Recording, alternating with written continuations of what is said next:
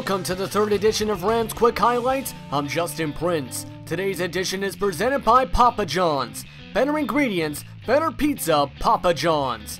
We've already recapped weeks 2 and 3 of the 2015 preseason, meaning there's one more week to go. Week number 4. The Kansas City Chiefs take on your St. Louis Rams at the Edward Jones Dome in a regional matchup where the Rams were still looking for their first preseason victory. They gave many of their starters the night off, so Austin Davis would make his first preseason start of the 2015 season, where he did not look good to start off. He was coming into this one throwing 30% completion rate, and he did not look good to start off. He started 0 for 3, including overthrowing 2 wide open receivers, which could have been for receptions. Alex Smith from the University of Utah would take the field next for the Kansas City Chiefs, who came in with 381 passing yards and 3 touchdowns. And he would feel the pressure early as Akeem Ayers would welcome him to the Edward Jones Dome with a sack. Then on 3rd and 13, Travis Kelce would catch this pass, but it would be short of a first down.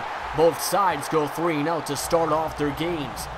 Now Austin Davis still struggled throughout this one, but he would find some momentum on the next drive, as he would find the reception to Kenny Britt right here for 13 yards. Then on 2nd and 10 I should say, Austin Davis would find Jared Cook, and Cook would go off to the races for Austin Davis's first passing touchdown of the preseason, and Jared Cook's first reception for a touchdown to make it 7-0.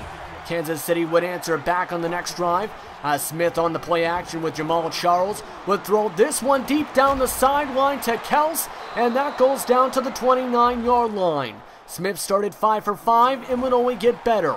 On 3rd and 8, on this play here, he throws it up to Albert Wilson, who dives into the end zone for a touchdown, as Rodney McLeod Jr. is unable to get the stop. Let's take a look at this one again. You can see it was a spectacular catch, as Albert Wilson jumps right over McLeod Jr.'s back and in front of him for the catch. Now Austin Davis on the next drive would get some luck, as the penalty flags would start coming out throughout this one, as they would dictate the momentum from this point on. Starting with a simple pass interference from Justin Houston, things would only get worse. On 1st and 10, it would be Davis throwing to Benny Cunningham, as that would be a roughing the passer call. That would get them another first down. As you can see here, the call would be on Tamba Hali, as this was another gain of 15 yards for the Rams. On the next play, after a few more sacks and penalties, this would be another roughing the passer. At this point, it was becoming kind of ridiculous, as all of a sudden the Rams would have the ball inside Chiefs territory. But on 3rd and 5, Davis's luck would run out, as this ball would be tipped and intercepted by Josh Monga. And Monga would give the Chiefs the ball, but that would lead to nothing, as that goes and brings us to the second quarter. In the second quarter, after a bunch of flags on a big-time drive, Benny Cunningham would give the Rams a 14-7 lead on a run play. But on the next drive, Sean Mannion, I should say, started feeling a lot more flags as well. Starting with this one, which would be a roughing the passer, but then it goes all the way back to the 1-yard line again, where Sean Mannion would get a holding call from his offensive line, meaning it's a safety. That would make it 14-9 St. Louis Rams. Now after a field goal, it would be 14-12 with 1:44 to go inside the 2-minute warning. The Kansas City Chiefs would punt off the ball. This would give the Rams a chance to extend their lead from 2 points. But Trey Mason would get stripped, and that is Chiefs ball inside the 20.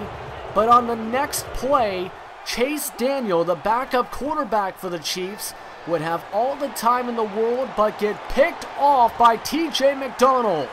And McDonald is off to the races. No one's going to catch him except for Chase Daniel, who will tackle him down inside the 40-yard line at the 30. That would lead to nothing, but on the next Chiefs drive with 10 seconds to go, Daniel will make up for that interception by passing the ball with 10 seconds to go and find a reception to go down to the 36-yard line, which would lead to a field goal as the Chiefs would lead going into halftime. 15-14 was the halftime score. Now, the Chiefs dominated in all statistical categories except for takeaways, which both teams had 2 of each. And from that moment on, the Chiefs ran away with the momentum, starting with Chase Daniel running it into the end zone on the read option for a touchdown to give the Chiefs an 8-point lead. Then on 1st and 10 on the next drive on a play action, it would be Daniel finding a wide open Kels, add on a roughing the passer call, which you'll see here. That's going to be an extra 15-yard penalty to give the Chiefs the ball inside the red zone just like that. And on 2nd and 11, Niall Davis would get the ball and run the ball in for the dagger all the way in the 3rd quarter. The Rams wouldn't do much as both sides would get 3 field goals combined to end off this one, as it would be the Chiefs winning this one 35-17. Chase Daniel had a nice game, but there were also 29 combined penalties in this game, which was ridiculous. 16 for the Rams, 13 for the Chiefs.